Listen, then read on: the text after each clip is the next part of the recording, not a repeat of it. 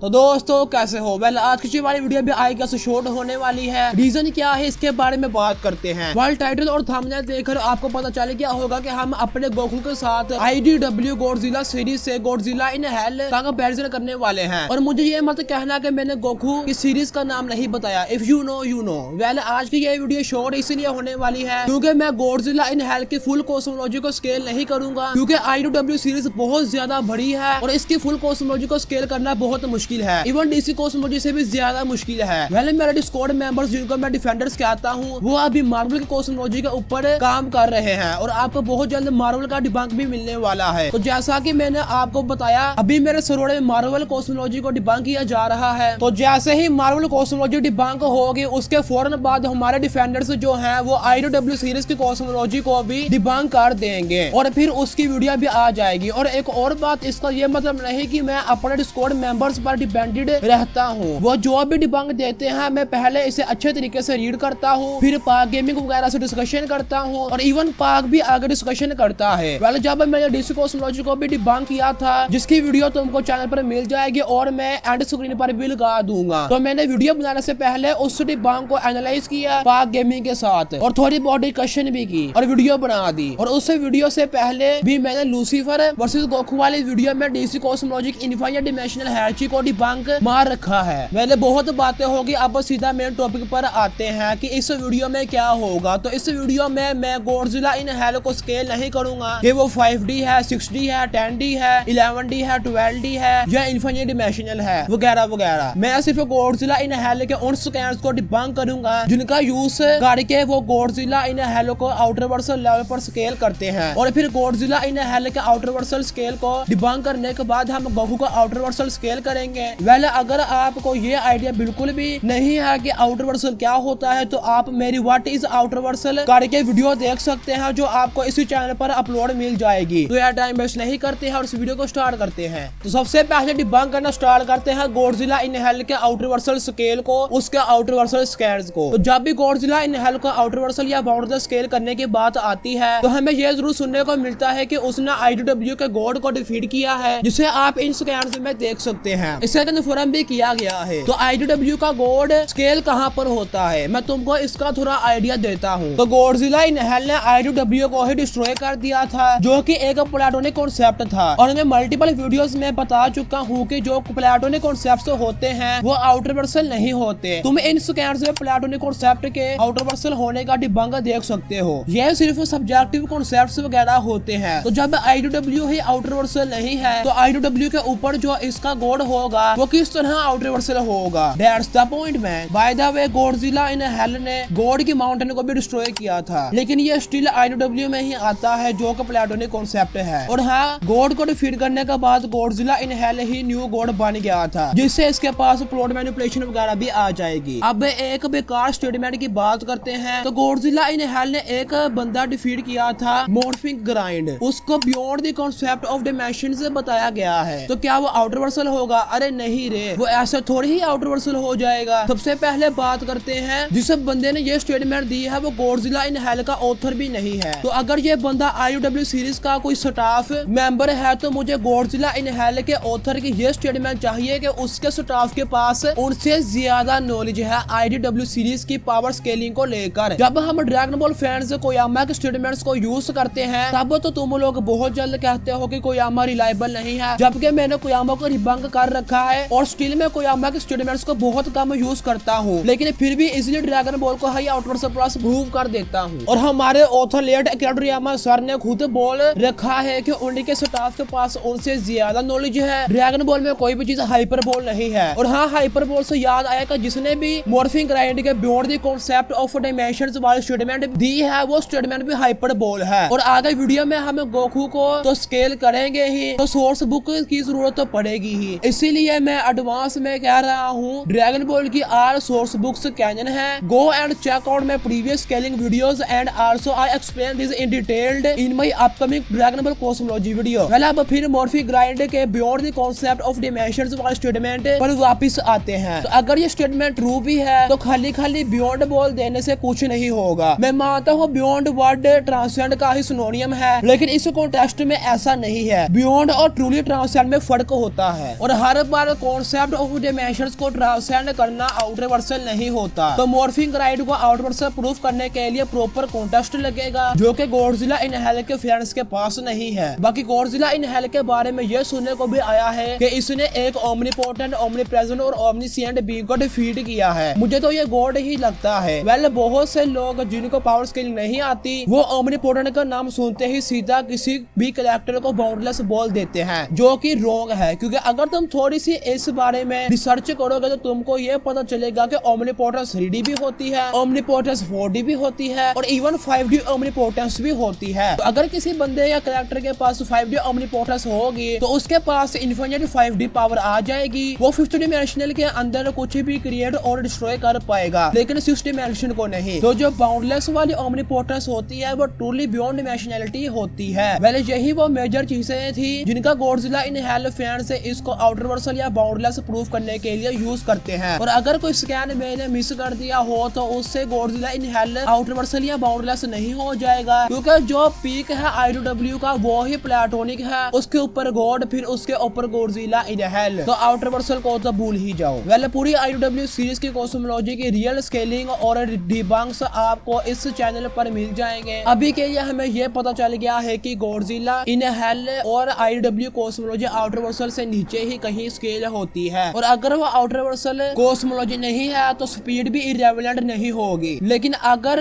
Godzilla in hell किसी 0 dimensional real में 5D travel करता है तो इरेलेवेंट स्पीड होगी, जो कि अभी के लिए नहीं है। और हमें यह भी नहीं पता कि IDW गॉडजिला सीरीज में कोई 0D रियल में है भी या नहीं। वेल, अगर तुमने ट्रूली आउटवर्सल कैरेक्टर और रियल में देखना है तो मैं दिखाता हूँ। और सोर्स बुक्स के बारे में हम पीछे बात कर चुके हैं। तो गोकू को स्केल करना स्टार्ट करते हैं, बेसिकली आउटवर्सल प्रूफ करना स्टार्ट करते हैं। तो जो मेरी वीडियोस को देखते हैं उनको तो गोकू की स्केलिंग आती ही है, तो ये उनके लिए एक डेली रिमाइंडर है। और जिन लोगों को नहीं आती वो भी इस लो पोस्ट स्केल को एंजॉय कर सकते हैं और इससे गोकू की पावर का आइडिया ले सकते हैं। तो ड्रैगन बॉल सुपर के फर्स्ट आर्क में गोकू सुपर सैयन गॉड और बीरस सामा की बैटल पूरा यूनिवर्स 7 को डिस्ट्रॉय करने वाली थी, जिसमें आफ्टर लाइफ और कायोशु रिल्म भी शामिल था। और फिर गोकू ने गॉड काई को अपनी बेस फॉर्म में अब्सॉर्ब कर लिया था। मतलब हम आफ्टर लाइफ और कायोशु रिल्म के जरिए ये पता लगा सकते हैं कि गोकू की बेस फॉर्म कहां पर स्केल होती है। तो सबसे पहले लिंक वर्ल्ड की स्केलिंग की बात करते हैं। तो ड्रैगन बॉल का लिंक वर्ल्ड इनफाइनाइट है साइज में, उसमें हाइपर स्पेस भी एग्जिस्ट करती है, जिनके एक्स्ट्रा स्पेशल एक्सिस से हम इसे 5th डिमेंशनल बोलते हैं। ड्रैगन बॉल का लिविंग वर्ल्ड को अगर हम कोयामा के स्टेटमेंट्स के बगैर स्केल करें तो क्या लिविंग वर्ल्ड फिर भी इनफाइनाइट डिमेंशनल हायरार्ची एके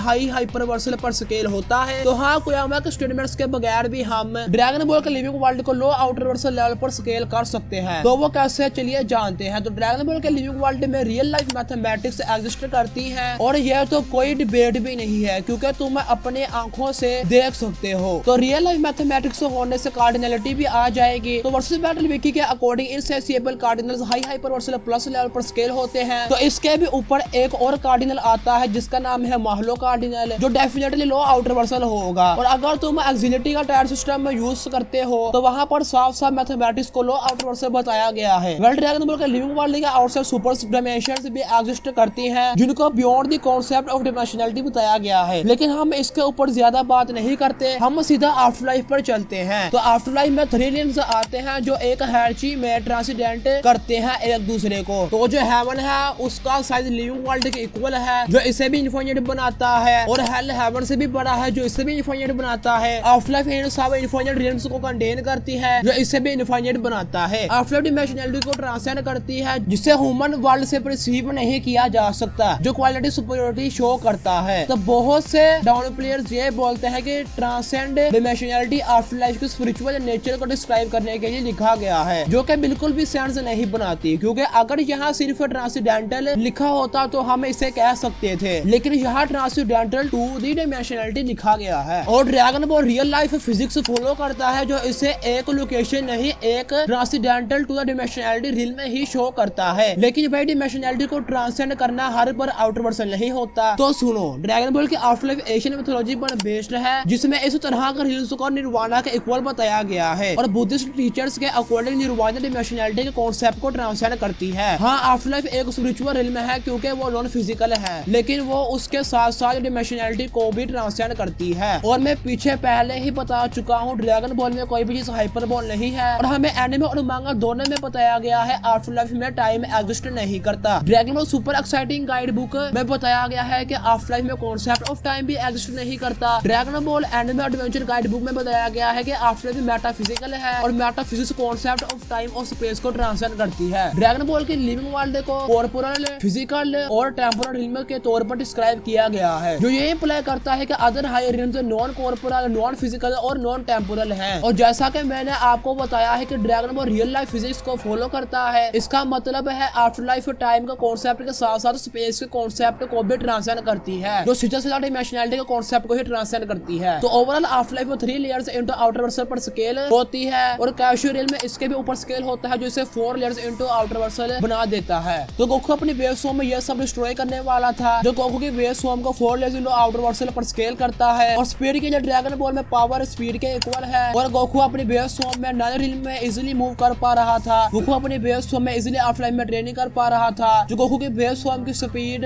ट्रैवल स्पीड और कॉम्बैट स्पीड को इररिलेवेंट बनाता है। गोकू के वेव फॉर्म के हेक्सेस और रेजिस्टेंस भी आउटर वर्सल प्लस होंगे due to universe 7 scale. Goku easily time यानी इमोर्टल्स को भी अरेज कर सकता है, जिसके ऊपर हम previous Dragon Ball cosmology video में बात कर चुके हैं और फ्यूचर में आने वाले कॉस्मोलॉजी वीडियो में भी और डिटेल के साथ बात करेंगे। तो हाँ भाई, गोकू अपनी वेव फॉर्म में गॉडजिला इन हेल को बहुत गंदे वाला सोलो करेगा। तो दोस्तों आज की सारी वीडियो में इतना ही। मैं मिलता हूँ आपसे नेक्स्ट वीडियो में टॉपिक के साथ। Take care and good bye.